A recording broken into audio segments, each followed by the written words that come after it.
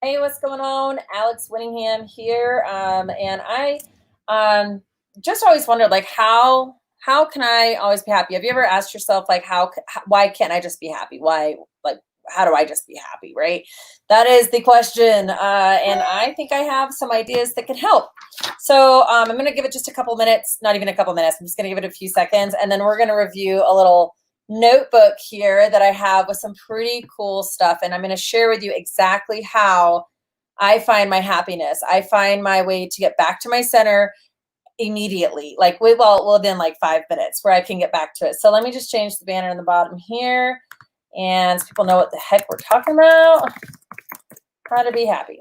How simple is that? Bam. How to be. Wow, that's really big. That is really. Okay, let me go back. And if you have tips on how to be happy, you can go ahead and comment in the comments. If you're listening to the recording or on the podcast on iTunes or Spotify, then I don't know what to tell you. But all right, so let's jump right into it. So how to be happy, right? And you maybe think Alex is going to talk about drinking enough water. Alex is going to talk about working out. Well, surprise! I'm not going to talk about any of that stuff. Okay, even though I think that is important. What I want to talk about how to be happy is to know who you are. Know who you are and live that out. That's how you can be happy. So I am telling you, you are perfect just the way you were made. You are perfect. Oh, gratitude. Thank you, Mom. I have the best mom in the world. Just side note, best mom ever. Lindsay Grogan. She's amazing. I wouldn't be who I am today without her. I love you, Mom, so much. So you are created perfectly and uniquely just the way you are, but it's hard to find out who that person is, right? So when we're growing up and we're in school, we're told if you have an F in one of your classes or a C or a D, you got bad grades, right? You got bad grades in one of your elementary school classes or one of your middle school classes or high school or college. So naturally, like, and this makes sense, we go and we work on those things, right? We go and we work on how to be happy. We go and work on those lower grades. Okay, right? Can you hear me? Are you hearing me? We go and we work on what we suck at. Because we have to get better at it, because everything has to be equal. We need straight A's. Growing up, like, straight A's is like the end all be all, right? Like, that whoever has straight A's is like the best. Well, I want to say, like, I do not agree with that. I believe that you should have a few A's, a few solid A's, and everything else, D's and above. Okay, don't get F's. It means you're not trying. Hi, Angela. I love you. Hello, gorgeous. Angela, just side note, Angela Mueller, I just saw her post something the other day, and she has like cellulite lotion. I saw it and it looks awesome. So look in the comments, follow Angela, go look at her post, and then reach out to her and get her cellulite cream. It looks awesome. Just wanted to say, just a little plug for my friend Angela. Yeah, and my mom says here, too many expectations on kids nowadays, right? Get straight A's, make sure, and I'm guilty of this, you guys. I'm not saying I'm not, but being able to look at when we're growing up and getting straight A's, right? So straight A's, what you got to get. Again, I just don't agree with it. And so how can you know what subject matter in life is good for you, right? What subject matter in life are you naturally good at? There is no math in small, maybe. Okay. So you can be you can be an engineer, you can go be a scientist, you can, go be a geologist or whatever, social studies, history buff, politics. You can do that. Okay, you can go to school and you can get all that stuff. But what I'm trying to get at here is that to find out who you are in life and where you need to be focusing your time and efforts, it just takes time and it takes effort in figuring that out. So here's what I'm going to share with you. I promise I show you what's in this book is my recentering book. Okay, so it has a few things in here. I don't know if you've ever heard of Clifton Strengths. Okay, I don't get paid to promote Clifton Strengths, so I'm just showing you this. Clifton Strengths. Okay, so this is your top 34 strengths, right? So you can see all of mine listed right there. Okay, and then another thing that I have in here is now this is going to blow your mind. This is next level stuff. My friend Judy is one of my coaches for this. So this is a VQ summary, right? So this is Axiogenics. Gosh, I need to get it in here. And this is the way I view the world and the way I view myself. So you want to be happy. Well, listen up. In my opinion, and in my experience, you need to take some tests. You need to take some personality tests, right? Some strengths tests. So there's like Enneagram out there. There's love languages. There's Clifton Strengths Finders. There's the DISC profile. There's all kinds. There's a bank system.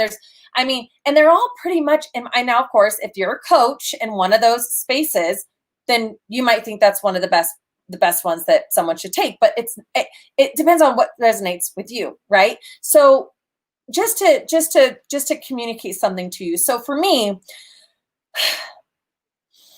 gonna take a deep breath. For me, I have to operate out of my top 10 strengths. Okay, or else I start thinking about, well, what does someone else think about me? What did I do wrong? Why doesn't anybody like me? Or why isn't anybody calling me? Or why do I suck at everything? Like, that's no place to live. You can visit there, but someone told me the other day, if there's negative thoughts that are taking up space in your mind rent free, well, you can just kick them out. Just kick them out, right? So knowing where you find your energy, then you'll be happier. And if you're in a marriage or a relationship, you might both need to take a personality test so you can understand each other more, especially that love language stuff. Y'all heard of that stuff? The love language, like some people, acts of service. I'm acts of service. Like if you come to my home and you clean my home, you can put a ring on it. I'm just kidding. But you know what I mean, right? So I love when my son, my son and I love each other, when he puts the toilet seat down, when he picks up his trash. That means a lot to me. But other people could care less, right? You could clean your whole home for your spouse and they don't even notice. Well, that just means that their love language is not acts of service. So how can you be happy? Understand who you are and understand who the people are around you. For my son, it's quality time. He loves quality time. And most kids do. They wish they could pay us for our time. They're like, well, how much do you make an hour working? They're like, well, if I was to pay you, $12, $20, $200 an hour, would you spend time with me? How many chores do I have to do? There's some story about that. Kids just want our time. And a lot of the time they also want words of affirmation and be told they're loved, they're doing a good job, like those really mean a lot. And those can trickle into our adulthood life as well. So my mom said she did a test when she was figuring out what degree to pursue when she got divorced. That's awesome. You're thinking about going to college. You're thinking about starting a new career. Take a test, right? I guess this should be like how to take a test, right? But how to be happy. Take a test. There's free ones all over the internet. But then here's the other part. Okay, so there's one part is take the test. And then the second part is to study yourself. Figure out who you are, especially, man. And I guess I could just say this because I've been on my own and haven't even been on a date in over a year and a half, right? Like really happy, like just figuring out who I am. Started living a clean and sober lifestyle 2 years ago, 2 years on July 22nd. So that's exciting. That's a way to be happy. Stop smoking weed and getting drunk all the time. So that is the key though. It's to really put the flashlight back at instead of putting the flashlight at everyone else, figure out what's wrong with them. Have the courage to turn the flashlight around and look at yourself, and not to see what's wrong with you, but to shine a light on who you are and figure that out. So anyways, last bit I think I want to just touch on is figuring out so I talked about love languages, and one other thing I'm going to talk about is just Clifton Strengths, right? So I paid $50 to get all 34 strengths unlocked a while ago, right? Because it's part of the company I work for. We do business plans for people. We figure out what their personalities are. We figure out how they can work well together and where their strengths lie, because it's important. Yes, we're a home-based business. Yes, we're network marketing, but guess what? We're not a cookie cutter company. Like, we believe everyone is unique and special and needs their specific business plan for who they are. And so this is part of what we do. And so I took mine a long time ago, and I'm going to share with you just briefly what they are. So no judgment zone, right? Hey, just give me a thumbs up. I don't judge you. You don't judge me, right? It's this non-judgment zone. That's what we're going to do. Okay. That's kind of who I am. We don't judge each other. We all make mistakes. We are just who we are. So it's all good. Okay. So my bottom 5 strengths. which means they're not really my strengths. Basically, I don't want to operate in these areas, are maximizer, deliberative, focus, context, and competition. I am one of the least competitive people you'll ever meet. The only person I compete with is myself. Like, and I think that's because I don't want to win at the expense of someone losing. Like, that's just not who I am. I want everyone to win, everyone to rise up. Like, I don't want to be number one. I want all of us to be number one. Like, I'd rather be number 10 and everyone else be ahead of me. Like, I'm just not competitive. So like me jumping into competitions and doing all that, it's not healthy. Like, I don't operate well in that. So like knowing that has been really helpful. So my top 10, woo, which is winning others over. I love meeting strangers. I love going into a room full of strangers and making friends with everyone in there. But what I'm not extremely good at is deepening all those relationships with everyone that I met in that room. So I'm learning how to use the ability to meet new people and connect with them, and then learn how to take that relationship deeper. Because I have so many friends, but I wish I have like one or two best friends, right? But I'd love to have more than just one or two best friends. Like, I'd love to have a lot of like really deep friendships, but it takes time. Anyways, we're not going to go into that, because that's not why I'm here. I'm here to talk about how you can be happy. And me, we can all be happy. We can all win, right? So then connectedness is really important to me. It's number 2. Number 3 is communication. I thrive on good communication. I'm not a good mind reader, so there's that. Adaptability. So I'm good at staying in the moment and just going with the flow. So I've realized like time blocking and mapping things out and having agendas just doesn't really work for me. I'm just better at going with the flow, and like whoever God puts on my heart to call or text, that's just what I do. It may not be the best strategic plan, but it's just who I am. So responsibility is number 5. Positivity is number 6. You guys you probably know that. Activator is number 7. So I'm really good at starting new things. That's really good. But then what's also bad is that I'm really good at starting new things. So like sticking to one thing and like finishing it out it's an area I'm still working on. And then arranger, I'm really good at being organized. And harmony and empathy. I love everyone to get along. I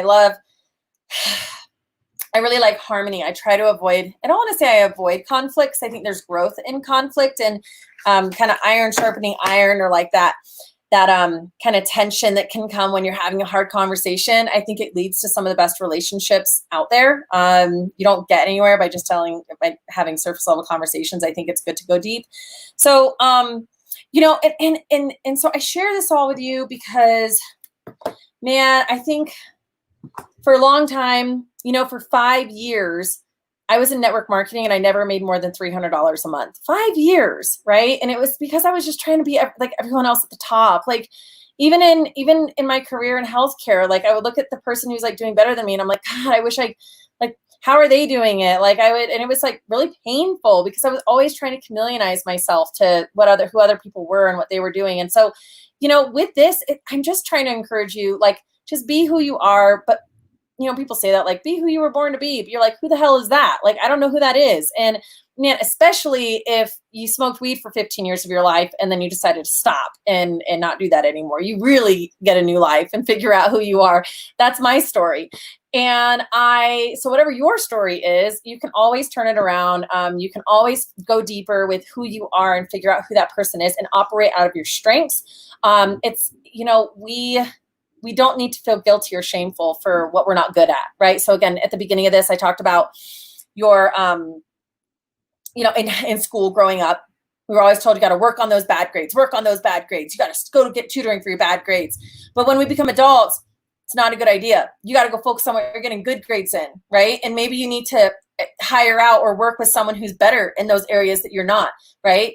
And so just be aware of that, and just know that, like, you can do that. So again, there's like a bunch of free tests. If you want some free, some links to these free personality tests, let me know. I would love to provide them for you, or comment and I'll send them to you. Just some places that I have my team members take when they come on board with us. I'm not saying you're going to come on board with us, but I'm saying, like, it's important to know who you are. I've seen thousands of transformations from people who just tap into who they are and then operate out of that. So operate out of your strengths. This is how I believe we can all be happier is if we really dig deep into who we are and be able to flourish. So I love you so much. I know it's just Facebook, but like Facebook is my gym jam. And I want the best for you. So thank you so much for tuning in. I know this was long, so hope you have a great weekend, a great Friday. Today's day number 4, I think, of going live. So yeah, I'll see you tomorrow. Bye.